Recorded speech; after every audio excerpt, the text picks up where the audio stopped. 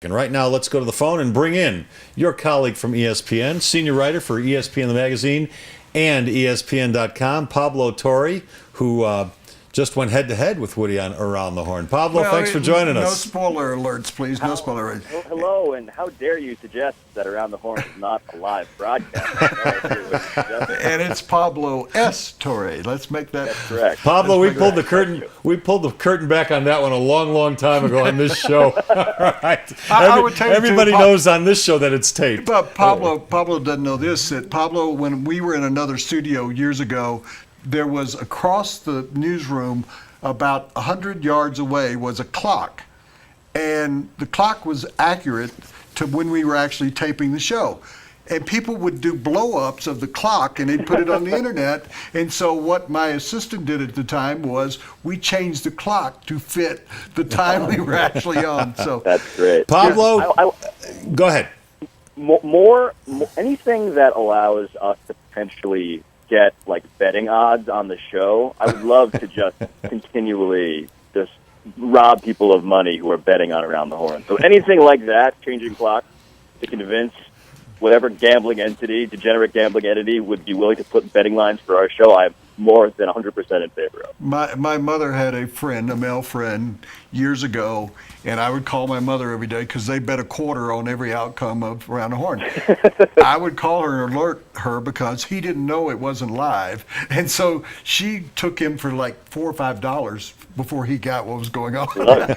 Pablo is one of the great writers in America, and he was at the fight over the weekend. He's got the latest up-to-date news about the reaction to Floyd Mayweather, first of all saying, yes, there will be a rematch, now saying he's a coward.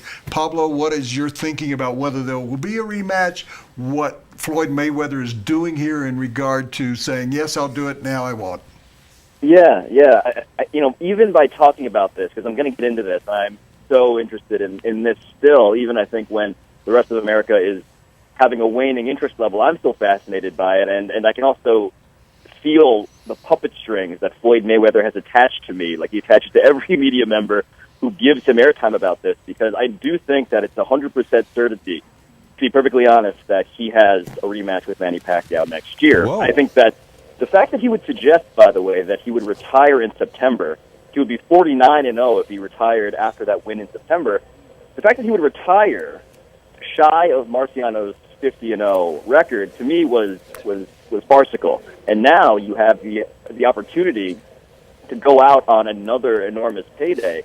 This seems to me like a lot of very smart media hyping, which is what Floyd Mayweather's really foremost skill is, with being the greatest defensive boxer of this generation right behind it.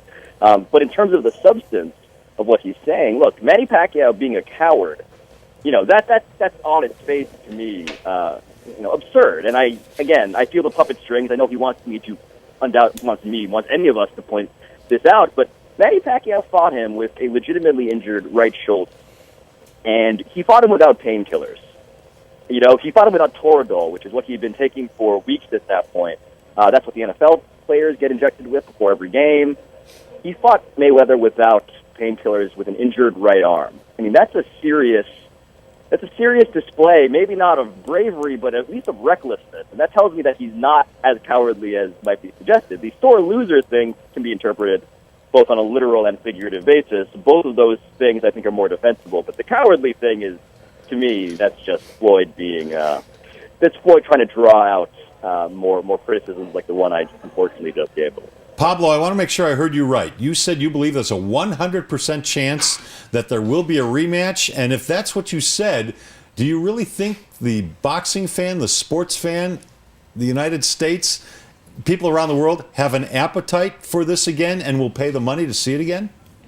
That is the question, and I think the test for Floyd Mayweather is whether he can bring interest level to a point where people are convinced themselves that there is another subplot and another storyline here. And honestly, he has been gifted, in my opinion, a legitimate subplot, and that's the right arm of Manny Pacquiao. And I was not somebody who, when I heard it for the first time, after that fight, they had the press conference in the ring itself, which was itself an amazing kind of bit of scenery and circus. But as soon as you realize that this guy is going right into surgery with Dr. Neil Elatrache, the guy who does Kobe's, injuries, the doctor to the stars, and he says he's out for 9 to 12 months, that's real. Toradol is not an over-the-counter medication. That's real.